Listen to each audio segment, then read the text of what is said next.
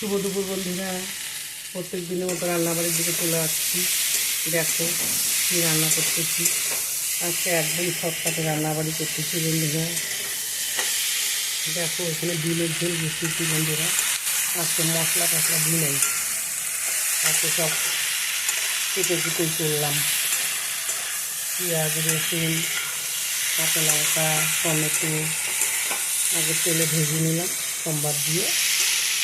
তেলটা ছাড়ার পরে যে আলু দিয়ে ভালো করে ভাজাভুজি করে নিচ্ছি।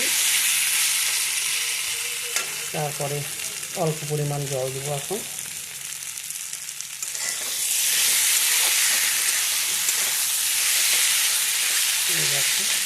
মশলা একটু তেলে ছিঁড়ে দিতে এখন অল্প পরিমাণ জল দিয়ে দিব।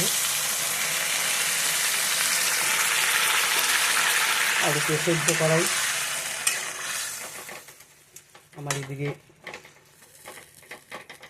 আলুটা ফুটে যাবে। এর সঙ্গে ডিম ভেজে রাখছি বন্ধুরা, ডিমও দিয়ে দিলাম। ব্যাস ফুটে যাবে, নামাবো।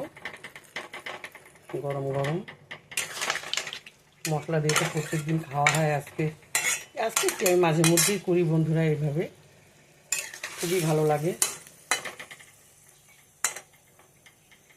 এই যে আর এখানে বেগুন ভাজলাম। আজকে শর্টকাটেই রান্নাবাড়ি সারলাম বন্ধুরা। এই যে খাওয়া দাওয়া সারবো।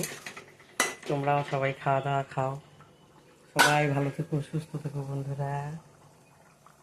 আমাদের এই ডিমের ঝোলটা হয়ে গেলে আমরাও খাবো। গরম গরম ফুটতেছে, আর একটু ফুটলেই